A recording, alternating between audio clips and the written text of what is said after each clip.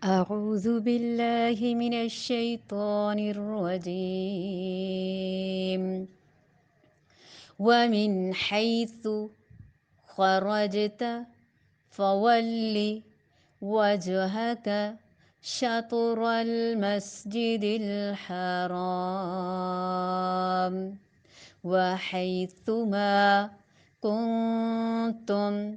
فولوا وجوهكم شطره لئلا يكون للناس عليكم حجة إلا الذين ظلموا منهم فلا تخشوهم واخشوني ولأتم نعمتي عليكم ولعلكم تهتدون ومن حيث خرجت فول وجهك شطر المسجد الحرام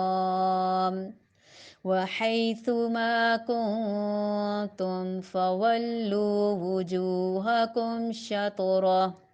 لئلا يكون للناس عليكم حجة إلا الذين ظلموا منهم فلا تخشوهم واخشوني ولأتم نعمتي عليكم ولعلكم تهتدون ومن حیث اور جہاں کہیں سے خرجتا نکلیں آپ فولی تو پھیر لیجئے وجہ کا اپنے چہرے کو شطر المسجد الحرامی مسجد حرام کی طرف وحیثما اور جہاں کہیں بھی کنتم ہو تم فولو تو پھیر لو وجوہکم اپنے چہروں کو شطرہ اس کی طرف لئلا تاکہ نہ یکون ہو للناسی لوگوں کے لیے علیکم تم پر حجتن کوئی حجت الا الذین سوائے ان لوگوں کے ظلموا جنہوں نے ظلم کیا منہم انہی میں سے فلا تو نہ تخشوہم تم ڈرو ان سے وخشونی اور ڈرو مجھ سے ولی اتم اور تاکہ میں تمام کر دوں پوری کر دوں تا میم میم نعمتی اپنی نعمت نون عین میم اور چھوٹی یا کا مطلب میری یعنی اپنی علیکم اوپر تمہارے وَلَعَلَّكُمْ اور تاکہ تم تہتدون تم ہدایت پا جاؤ اور جس جگہ سے بھی آپ نکلیں اپنا منہ مسجد حرام کی طرف پھیر لیں اور جہاں کہیں تم ہو اپنے چہرے اسی کی طرف کیا کرو تاکہ لوگوں کی کوئی حجت تم پر باقی نہ رہے سوائے ان لوگوں کے جنہوں نے ان میں سے ظلم کیا تم ان سے نہ ڈرو مجھ سے ہی ڈرو اور تاکہ میں اپنی نعمت تم پر پوری کر دوں اور اس لیے بھی کہ تم راہ راست پاؤ یعنی اہل کتاب یہ نہ کہہ سکیں کہ ہماری کتابوں میں تو ان کا قبلہ خانہ کعبہ ہے اور نماز یہ بیت المقدس کی طرف پڑھتے تھے ظالم سے مراد عناد رکھنے والے یعنی اہل کتاب میں جو جاننے کے باوجود کہ پیغمبر آخر الزماں صلی اللہ علیہ وآلہ وسلم کا قبلہ خانہ کعبہ ہی ہوگا وہ بطور عناد دشمنی حسد تعصب کے بیت المقدس کی بجائے خانہ کعبہ کو اپنا قبلہ بنا کر یہ پیغمبر صلی اللہ علیہ وآلہ وسلم اپنے آبائی دین ہی کی طرف مائل ہو گئے ہیں یعنی بعض کے نزدیک اس سے مراد مشرکین مکہ ہیں اور بعض کے نزدیک جو دشمنی رکھتے تھے عناد رکھتے تھے وہ یہ سمجھتے تھے کہ انہوں نے ایسا کر کے غلط کیا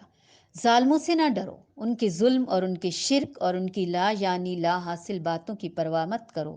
انہوں نے کہا تھا کہ محمد صلی اللہ علیہ وآلہ وسلم نے ہمارا قبلہ تو اختیار کر لیا عنقریب ہمارا دین بھی اپنا لیں گے مجھ ہی سے ڈرتے رہو جو حکم میں دیتا رہوں اس پر بلا خوف و خطر عمل کرتے رہو تحویل قبلہ کو اتمامی نعمت اور ہدایت یافتگی سے تعبیر فرمایا کہ حکم الہی پر عمل کرنا یقیناً انسان کو بہت بڑے بڑے انعامات اور اکرامات سے نوازتا ہے، اس کے مستحق بناتا ہے، اور ہدایت کی توفیق بھی صرف اسی کو ملتی ہے جو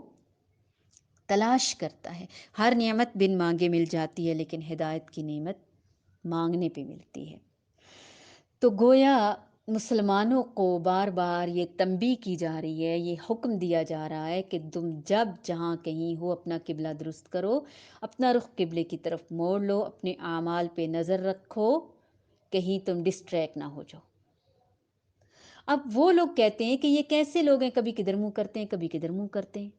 مگر ان میں سے جو ظالم ہیں، ظالموں کی زبان کبھی بھی بند نہ ہوگی۔ اس لیے ہمیشہ یاد رکھیے کہ زندگی میں ہم جتنے بھی اچھے بن جائیں، نیک بن جائیں، بہترین کام کتنے ہی زیادہ کیوں نہ کریں، لیکن بہت سارے لوگ ایسے ضرور ہوں گے ہماری زندگیوں میں جو ہمارے اوپر نکتہ چینیاں کرتے رہیں گے، ہر حال میں ہماری مخالفت کریں گے، ہر حال میں ہمارے پیچھے ہاتھ دھو کے پڑے رہیں گے۔ ایسے لوگوں کی باتوں کی کبھی پرواہ نہ کرو، ہرٹ نہ ہو، دل تنگ نہ کرو، بس سنی انسنی کر دو اور کرو وہی جو اللہ تعالیٰ کا حکم ہے اور پیارے نبی کی پیاری سنت ہے، طریقہ ہے۔ اس کے بغیر آپ اللہ تعالیٰ کی اطاعت نہیں کر سکتے۔ ایسے لوگ دراصل ہمارا ٹیسٹ ہوتے ہیں، ہمارا امتحان ہوتے ہیں۔ اللہ تعالیٰ ہمیں کھنگال رہے ہوتے ہیں، ہمیں دیکھ رہے ہوتے ہیں، کچا گھڑا تو نہیں ہے۔ کیا واقعی ہم اللہ کے کام کے لیے کام کر رہے ہیں؟ کیا ہم نیک نیت ہیں؟ کیا ہم خلوص دل سے کر رہے ہیں یا لوگوں کے لیے کر رہے ہیں؟ تو اللہ تعالیٰ نے صاف صاف فرما دیا، جو ظالم ہیں ان کی زبانیں تو کبھی بند نہ ہوں گی، وہ تو اپنی تنقید کرتے چلے جائیں گے۔ فَلَا تَخْشَوْهُمْ وَاخْشَوْنِی، ان سے نہیں، مجھ سے ڈرو، لوگوں سے نہ ڈرو، اللہ سے ڈرو۔ یہ ایک بنیادی نقطہ ہے، اہم ترین قاعدہ ہے، ہم میں سے ہر ایک کو اپنے پلو سے باندھ لینا چاہیے، نوٹ کر لینا چاہیے۔ کیا کہ مجھے صرف اللہ سے ڈرنا ہے اور ہر حال میں ڈرنا ہے، خوشی میں بھی، غم میں بھی، تنہائی میں بھی، محفل میں بھی، اندھیرے میں بھی، اجالے میں بھی۔ یہ ایمان کی علامت ہے۔ ایمان اس وقت تک مکمل نہیں ہوتا جب تک کہ ہماری محبت، ہمارا خوف، ہماری رغبت اللہ تعالیٰ کے لیے نہ ہو جائے۔ آپ صلی اللہ علیہ وآلہ وسلم نے فرمایا، 3 چیزیں نجات دینے والی ہیں، جن میں سے ایک چھپے اور ظاہر اللہ تعالیٰ کی خشیت، یعنی اللہ کے سامنے بھی اللہ سے ڈرنا، اور چھپ کے بھی جب کوئی دیکھنے والا نہیں تو شیطانی کام نہیں کرنے، اللہ ہی کے ڈر سے اپنی زبان، اپنا ہاتھ، اپنا ہر جسم کا عضو، اپنا آپ روک لینا ہے۔ اللہ تعالیٰ سے کس طرح ڈرا جائے؟ رسول اللہ صلی اللہ علیہ وآلہ وسلم نے فرمایا، تم اللہ تعالیٰ سے اس طرح ڈرو گویا کہ تم اللہ تعالیٰ کو دیکھ رہے ہو۔ اگر کوئی غلطی کرنے لگو، کوئی غلط کام آنے لگے، کر رہے ہو تو کوئی اچانک بڑھا آ جائے، کوئی ٹیچر، ماما، کوئی بھی، کیسے ہاتھ پاؤں کانپنے لگتے ہیں، کیا حال ہو جاتا ہے ہمارا کہ جب ہم رنگے ہاتھوں پکڑے جائیں، خوف کا کیا عالم ہوگا۔ لیکن اللہ تعالیٰ سے ہم کبھی اس طرح کبھی ڈریں،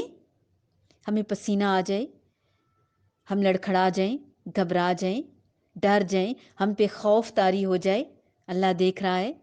کہیں میں نافرمان تو نہیں ہو گئی، اللہ مجھ سے ناراض تو نہیں ہو جائے گا۔ کوشش کے باوجود بھی اگر ہم ایسا نہ کر سکے، اللہ سے ایسے ڈرنے کا حق ہے جیسا کہ اللہ ہمیں دیکھ رہا ہے، تو کم از کم اتنا ضرور ہمیں یقین رکھنا ہے کہ ہم اللہ کو نہیں دیکھ رہے تو اللہ ہمیں ضرور دیکھ رہا ہے۔ یہ چھوٹا درجہ ہوگا۔ اور دوسرے لوگوں سے تو کبھی بھی نہیں ڈرنا، وہ خود ڈر رہے ہیں۔ رسول اللہ صلی اللہ علیہ وآلہ وسلم نے فرمایا، لوگوں کی ہیبت تم میں سے کسی کو حق بات کہنے سے نہ روکے، یعنی لوگوں کا ڈر تم کو حق بات کہنے سے بھی نہ روکے، اور گناہ بھی لوگوں سے ڈر کے نہ رکو گناہ سے، چاہے وہ دیکھ لے یا سن لے، حق بات تو دکھانی بھی ہے اور سنانی بھی ہے اور جتلانی بھی ہے۔